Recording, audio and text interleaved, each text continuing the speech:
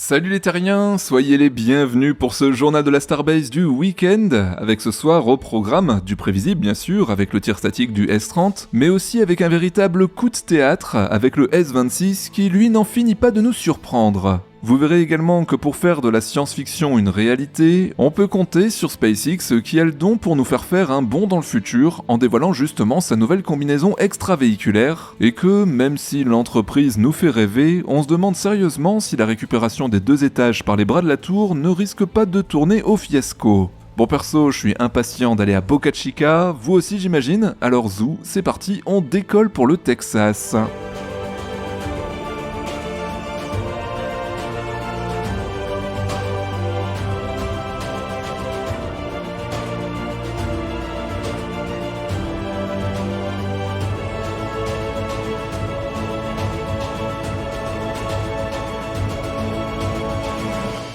Merci Quentin, salut les terriens, et on commence par un bond dans le futur avec SpaceX qui, même si elle n'a pas encore inventé le voyage dans le temps, a su rajeunir, et le mot est faible, l'esthétique des combinaisons spatiales. Notamment avec la divulgation de la dernière version en date de son Eva Suit, une combinaison spatiale, ou devrais-je dire tenue, destinée aux sorties extravéhiculaires.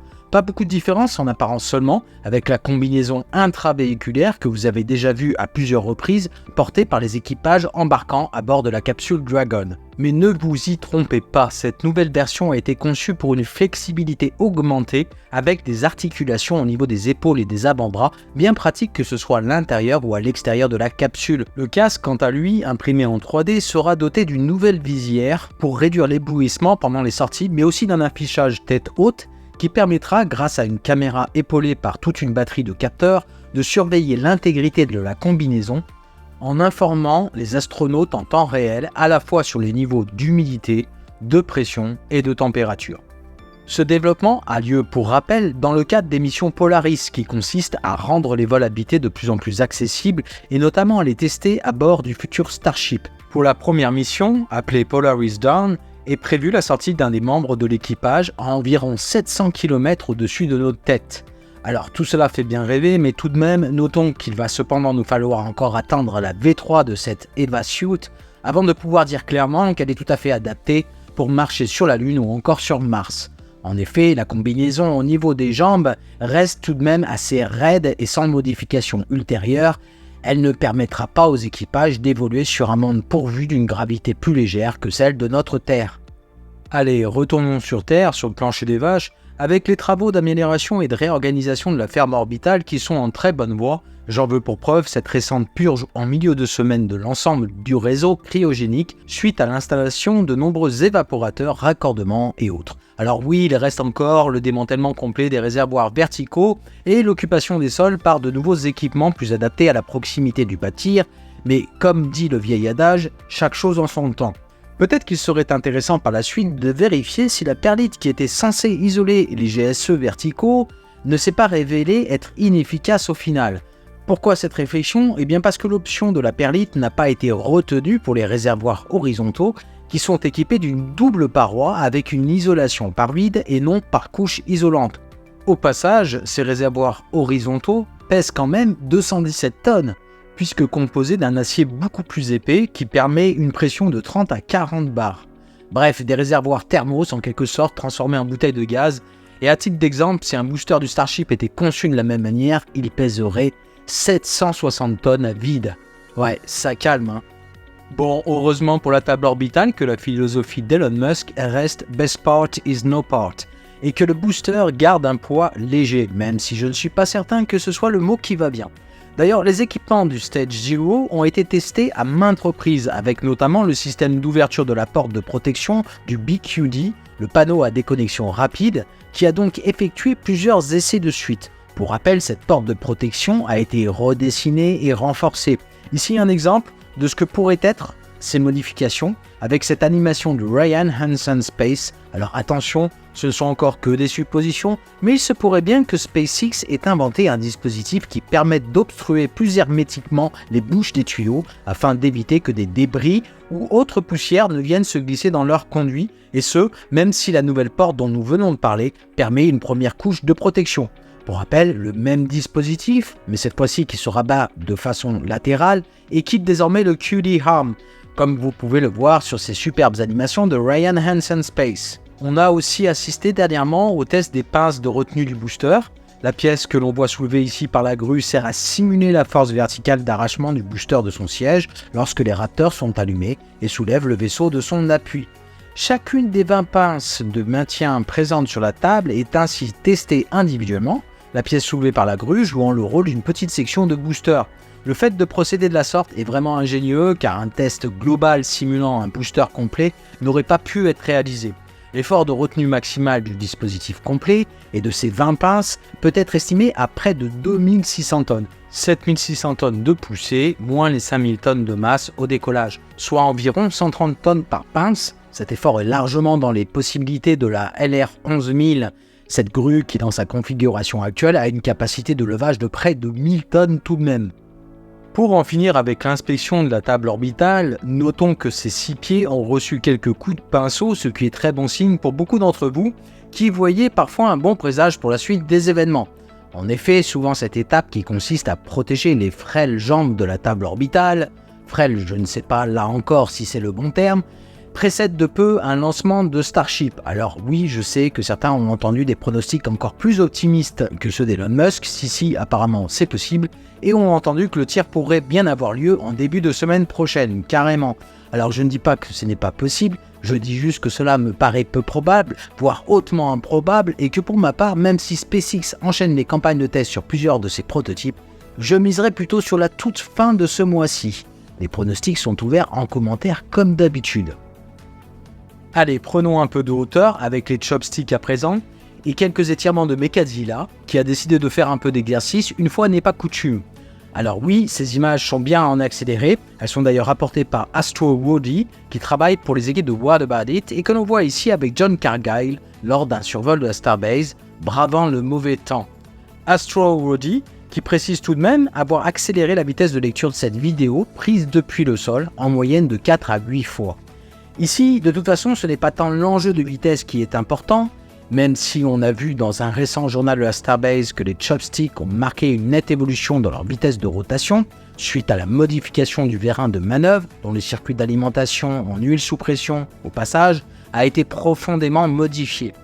En effet, plus de débit d'huile permet d'augmenter la vitesse du vérin. Et c'est donc en raison de cette vitesse acquise que se pose désormais un tout autre problème, celui d'inertie des bras qui oscille fortement en fin de mouvement, puisque cette célérité sollicite plus fortement le système de glissière du chariot mobile qui guide l'ensemble des bras de la tour sur toute la hauteur. Pour rappel, Philippe avait déjà et plusieurs fois exprimé ses inquiétudes sur ce point, d'autant que pour la première tentative de rattrapage prévue par SpaceX lors du 5e vol, il y a une très forte probabilité d'échec de la manœuvre. L'entreprise prendra-t-elle le risque de perdre ce qui est actuellement son seul et unique pas de tir opérationnel ? De plus, pour le rattrapage des premiers étages, aucun booster déjà construit ne semble intégrer des modifications visibles qui faciliteraient l'accrochage, du style des nouveaux crochets plus longs et plus nombreux.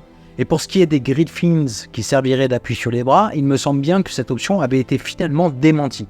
Vous l'aurez compris, l'équipe du journal de la Starbase se joint à Philippe pour douter de cette future tentative de rattrapage par les bras de la tour. On a hâte de lire votre avis sur ce point en commentaire également. Pour finir ce tour du site de lancement, rendons-nous sur le chantier du second pas de tir où les machines sont en marche quasiment 24/24, avec ici des pelleteuses qui chargent des camions de terre et peu à peu la poussière qui se dépose sur le mur Gateway to Mars qu'on aimait tant et qui nous a fait rêver quelques mois. Pourquoi j'en parle à l'imparfait ? Eh bien parce que vous le savez sans doute, si vous nous suivez régulièrement, cette magnifique enceinte qui en mettait plein la vue a commencé à être partiellement détruite en raison de sa trop grande proximité du futur pas de tir. D'ailleurs, sur ces images, cela saute aux yeux. Ce mur semble vraiment coupé en deux le chantier. Il est donc à terme, et selon toute vraisemblance, condamné, même si certains optimistes comme Felix Schlang et son équipe de What About It pensent le contraire. En effet, ces derniers estiment que ce mur pourrait tout simplement servir à délimiter la frontière entre le site de lancement et un nouveau parking. Bref, les avis divergent. Avant de faire un point sur les prototypes, je vous propose d'aller faire un tour très rapide sur le site de Sanchez, où le chantier en cours du futur parking de la Starbase progresse à grande vitesse et se trouve être la principale et seule attraction du lieu. Un parking qui s'élèvera sur 6 niveaux, si ma mémoire est bonne. Alors espérons simplement qu'en plus des escaliers, les employés auront le droit à quelques ascenseurs, ce qui ne serait pas du luxe. Allez, un point sur les prototypes à présent que vous attendez tous au vu de l'actualité chargée. Et on commence par la prévisible campagne de test du S30, star du futur 5e vol, qui avait été transféré, rappelez-vous, sur le site de lancement pour y accomplir un tir statique. Or, si une première tentative a bien eu lieu le mercredi 8 mai, Félix Schling fait remarquer qu'elle a été annulée pour une raison encore inconnue. Effectivement, on ne sait pas exactement ce qui s'est passé, mais une chose est certaine, SpaceX ne prend pas de risques et ce, avec aucun de ses prototypes. Mais comme Quentin l'annonçait en introduction de cette vidéo, le tir statique du S30 a cependant bien eu lieu et c'est le lendemain que le prototype a fait rugir ses 6 Raptors dans le cadre d'une campagne de test qui permettra de le valider pour un 5e vol en compagnie du B12. L'occasion pour nous de repasser ces images, mais cette fois-ci avec la bande son s'il vous plaît.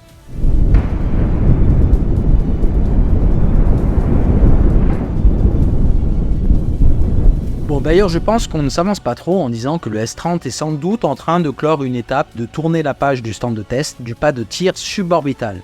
Certes, on ne peut pas encore tout à fait dire si on se trompe, avec SpaceX tout va très vite et ils peuvent encore changer d'avis. Mais ne poussons pas mémé dans les orties, il y a de fortes chances que désormais tous les tirs statiques des 2e étages soient effectués sur le site de Massey. Penchons-nous justement maintenant sur ce fameux S26, un prototype qui, à force de ne jamais être attendu au tournant, finit par devenir prévisible, en tout cas dans cet art qui consiste à surprendre tout le monde. Non content d'avoir créé la surprise en se rendant dans le second Mégabé, un hangar pour rappel fraîchement sorti de terre, ce dernier a été hissé et posé sur le fameux support, dont John Cargill dit d'ailleurs qu'il a une forme de crabe. Bon, effectivement. Et qui sera destiné à se poster avec son prototype sur le dos sur le stand de Massey. Un déplacement du S26 que personne n'avait vraiment vu venir donc. Notez également que le prototype est pourvu de moteur. Oui, c'est mieux, surtout quand on veut tester le nouveau déviateur de flamme du site. Pourquoi pas? Ou alors, et comme l'avait évoqué récemment Philippe, le S26 qui pour rappel avait été bardé de raidisseurs en partie haute, servira-t-il de cobaye pour le nouveau Can Crusher en construction? Ou pourquoi pas encore, il pourrait servir de gabarit pour le nouveau stand en question, afin de valider au passage la nouvelle fosse, lorsque sa construction sera achevée? Bref, encore bien trop tôt pour le dire, mais je serais curieux de connaître votre avis sur le sujet les terriens. Passons au S29 qui est quand même l'heureux élu du 4e vol, bien qu'on aurait presque tendance à l'oublier avec tous ses coups de théâtre, et bien qu'il soit toujours dans le high bay, avec des ouvriers qui s'affairent encore et toujours sur son bouclier thermique. L'occasion pour nous de revenir un peu sur les tuiles du S25, le prototype qui a été sacrifié lors du 2e vol. Des tuiles qui ont été retrouvées récemment par un amateur de fusées au Texas que vous trouverez sous le pseudo Run Hard Rock à la fois sur YouTube et sur X. L'état des Starbrick en dit long.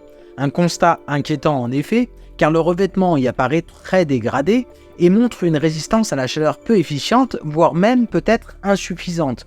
Un très grand nombre de ces briques a été retrouvé sur les plages du golfe du Mexique. Elles présentent des degrés de dégradation variés en fonction de leur position sur le bouclier. Certaines tuiles collées à la base des ailerons semblent avoir bien résisté, mais ce sont les emplacements les moins exposés lors du retour. Bien évidemment, il faut prendre en compte que le S25 a explosé en haute altitude, idem pour le S28 qui lui s'est disloqué lors de sa rentrée atmosphérique. Mais il est fort probable que cette étape soit par conséquent encore trop loin d'être maîtrisée, sauf changement de recette pour la fabrication de ces tuiles éventuellement plus tard. Voilà pourquoi cette attention toute particulière est portée sur le bouclier thermique du S29. Ne rêvons pas tout de même, on peut s'attendre à plusieurs échecs des prochains vaisseaux lors de leur rentrée, avant que cette étape soit validée comme étant à 100% fiable. Pour clôturer ce point sur les prototypes, passons voir le B13 revenu récemment du site de Massey, ainsi que la future star du 4e vol, le B11, bien au chaud dans le ventre du premier Mégabé, lui aussi. Et puisque nous sommes déjà sur le site de production, eh bien sachez que le S26 n'aura pas volé longtemps la vedette à la Star Factory, sur laquelle nous revenons à chaque tour d'inspection, et pour cause. Quoi de plus logique quand on sait que ce sont des entrailles de ce gigantesque bâtiment que sortiront les futures versions des 2 étages du Starship. Avec sa façade désormais presque terminée, des panneaux vitrés continuent d'être livrés et installés. On en oublierait presque que l'usine est déjà en partie opérationnelle. Notez qu'un panneau a été filmé en train d'être un peu chahuté par le vent et Vixi en profite pour préciser que la vidéo n'est pas en accéléré. Bon, heureusement, plus de peur que de mal, et pour ce qui est de la couverture de la Star Factory, nous devrons attendre les prochaines images capturées depuis les airs par les équipes de What About It ou celles de Maurizio pour vérifier l'avancée des travaux sur le toit, donc encore un peu de patience. Alors le mauvais temps ayant empêché pas mal d'observateurs de la Starbase de nous donner des nouvelles de ce qui se passe sur le site de Massey, nous finirons ce tour d'inspection sur le site de production, l'occasion de jeter un œil indiscret rapidement, avant que le rideau ne se ferme, sur ce segment de prototype filmé dans la Star Factory. Probablement destiné à la V2 du Starship, ce segment, que vous voyez ici transféré jusque dans le ventre du second Mégabé, a été suivi de près par une deuxième partie, composée cette fois-ci d'une seule section, qui sera d'ailleurs sûrement soudée à ce dernier. On ne sait d'ailleurs pas si le dôme avant du futur S-34, pour rappel l'un des premiers prototypes de la V2 du deuxième étage, et qui a été filmé par les équipes de NASA Spaceflight de l'autre côté du bâtiment, va lui aussi rejoindre le gigantesque hangar. Une chose est certaine, les terriens, c'est que SpaceX n'a pas fini de transformer le rêve en réalité.